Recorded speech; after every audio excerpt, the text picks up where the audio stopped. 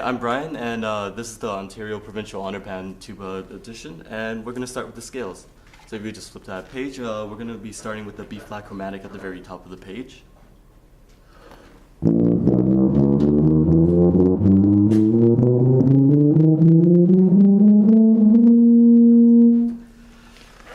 Now the goal here is to make the smoothest possible slur you can going from the bottom B-flat to the top B-flat.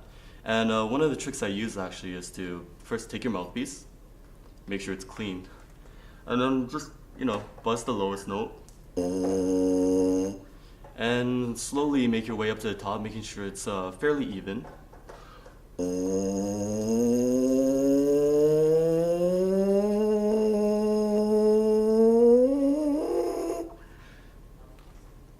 And then just when you're playing, try and, aside from the fingerings, which you need to practice, just try and keep it nice and smooth, just like how you did on the mouthpiece.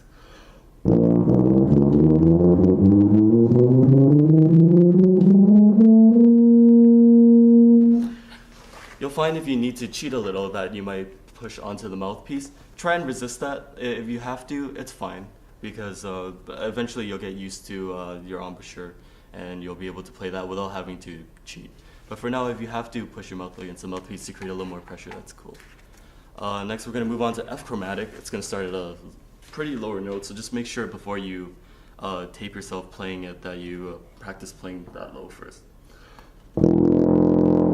Okay, and just like the B flat, try and make a smooth rise to the upper F.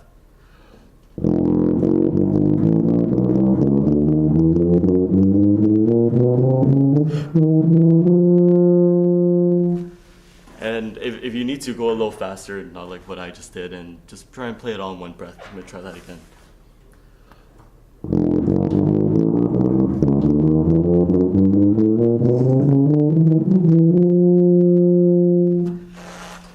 Okay, and then going back down, I'm not allowed to play that for you, but same principle, just try and keep it nice and smooth so it'll sound smooth. Next is going to be the G major scale. No real tricks here, just make sure normally tubas don't play that F sharp, but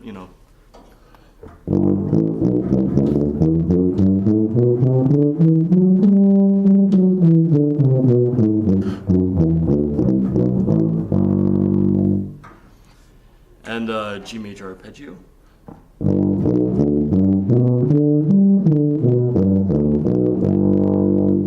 If you need to, that the middle of the bass clef, that D, you can play that with 1 and 2. So then for the 4 notes going up, or 5 notes actually, you can do that with just 1 and 2 on a B flat tuba. So again.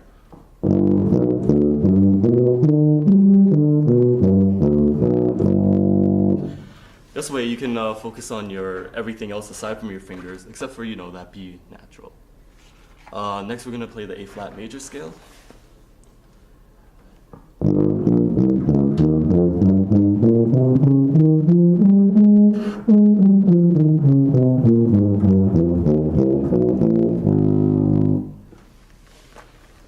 No real tricks here, just make sure to get your fingerings right. Also make sure between the fourth and the fifth note, the D flat and the E flat, make sure that's the right interval. It's a weird interval on the tuba, so just make sure to get that right. And if you have any doubts, go to a piano, play it, and then just try and match it. Next we'll try the E flat major arpeggio.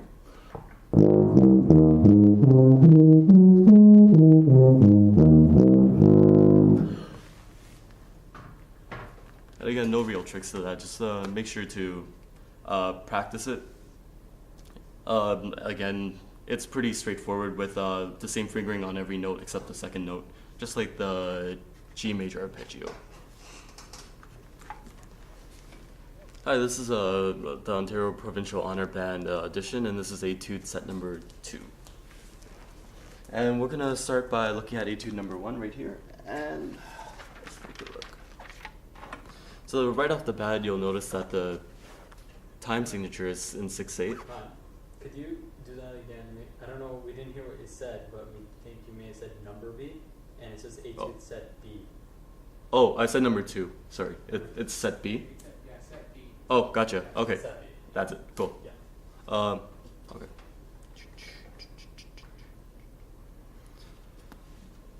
Hi, this is the Ontario Provincial Honor Band audition, and this is Etude set B. And for now, we're going to start with number 1. And if you look right off the bat, you'll notice that the time signature is in 6/8. So what you want to do is to make sure that every first and fourth beat are emphasized. So that will give you a nice swinging feeling.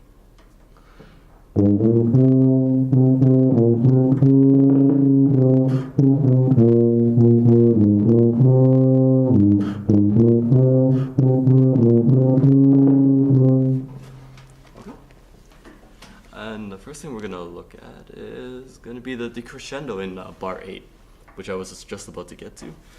Just make sure to decrescendo into a much softer dynamic so that when the forte comes just before 10, it'll be a really sharp contrast. So I'm going to start bar 6, 7. I'm going to do bar 8.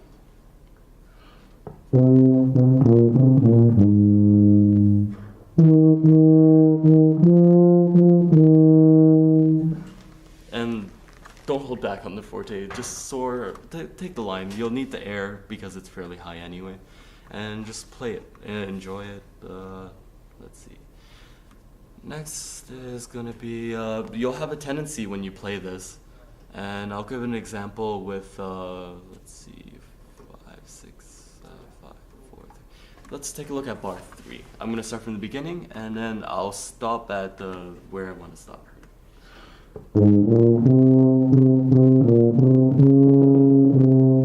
Right there. You see that 8th note that was tied to the dotted quarter? When you play this, you'll have a tendency to cut that a little short.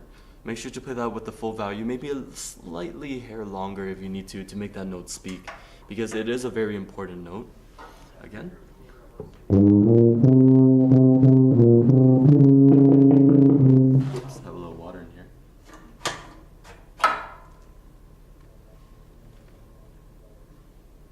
Tuba problems.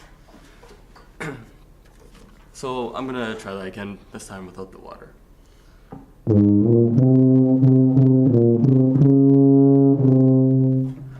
And you'll notice the same thing 2 bars later.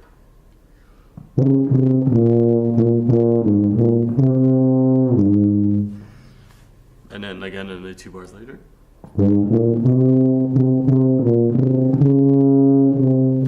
And what you want to do is to make sure to practice that interval, make sure it's nice and smooth. And again, make sure not to cut it short, or you're really cheapening the phrase if you don't play that for its full value. Next, we're going to move on to Etude number 2, and it's a theme that might be familiar with you. It's simple gifts.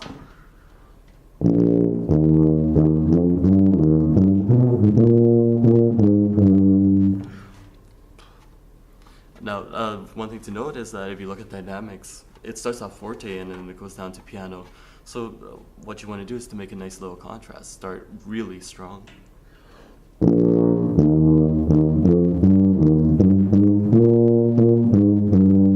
So that when you get to the piano, it's a lot softer.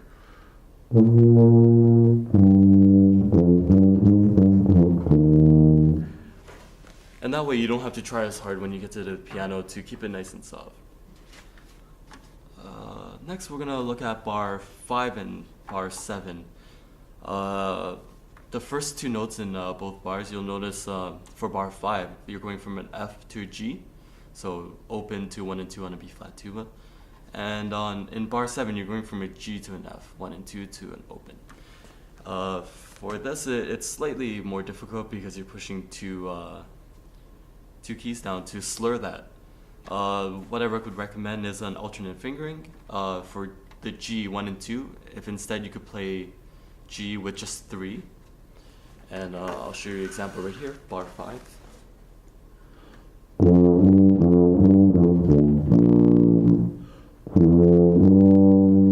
Just open and 3. And then same thing with bar 7.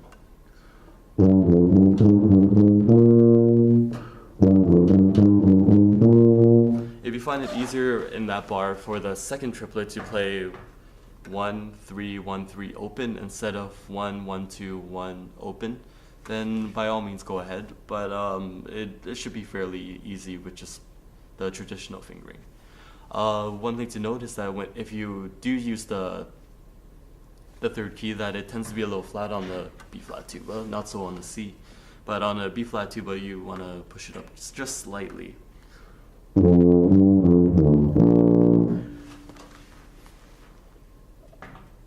And this applies for most other things, even an octave up. If you're going from an F to G and you don't feel confident in making it smooth, you can always replace G with 3, and it'll be easier to slur compared to 1 and 2. Next we're going to be looking at bar 13. You'll notice that there's a crescendo right under the bar, and what I recommend you do is to hold off on that crescendo in the first couple of beats. You might want to, your tendency might be to start the crescendo early.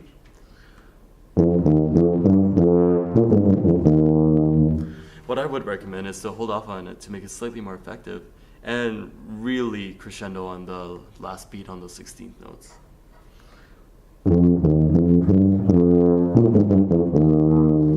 And if you would like to take a breath right before that to give it an even nicer effect.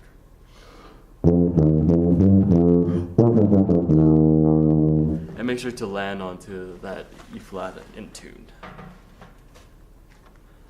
And one last thing for these 2 etudes is to don't play after the half notes.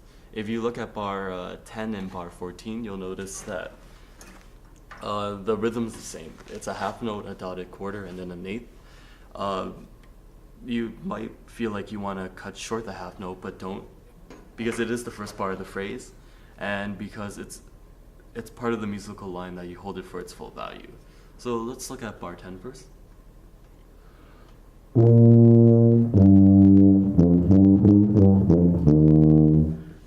If you put that little gap in, it'll sound like this.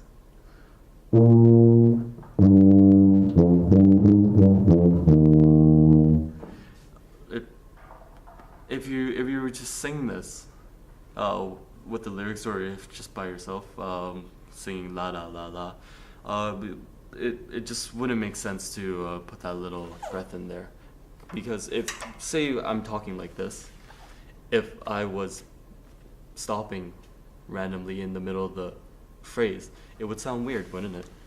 And the same thing applies to bar 14. Make sure to hold that half note for its full value.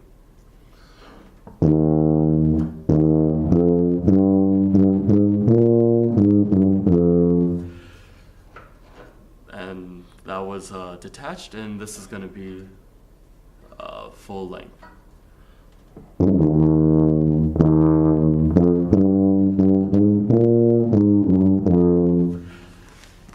Okay, and one last thing, and what I would feel would be the hardest part of this etude would be the very last bar, that little arpeggio, where you go from the E flat to the octave above.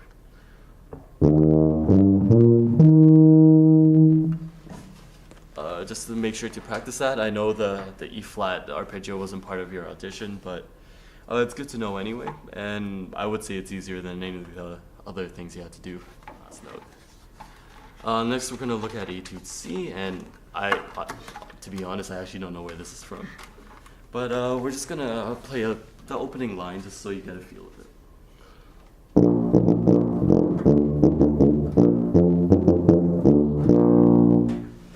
Make sure everything's nice and crispy and short. And that holds true up until the very last note, where it just land with a big fat note right there.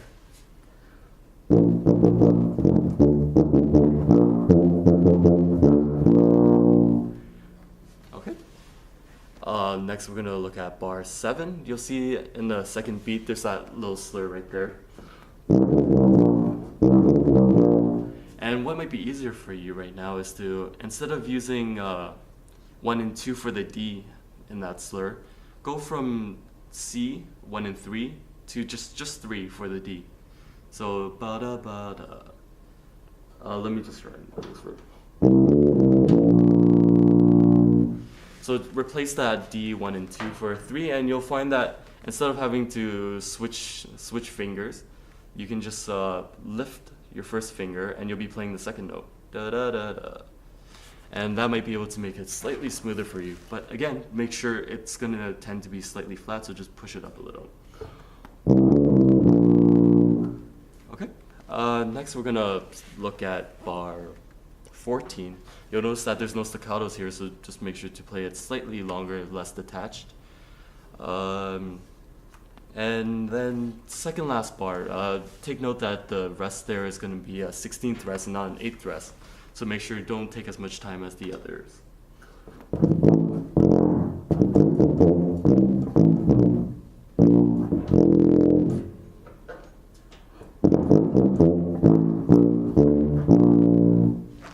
Okay, and so the last 4 bars will just sound like this.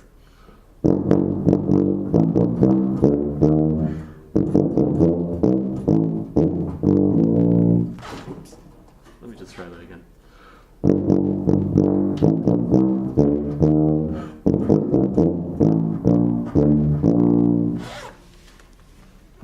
Make sure to really feel that missing 16th note in the second last bar. Okay.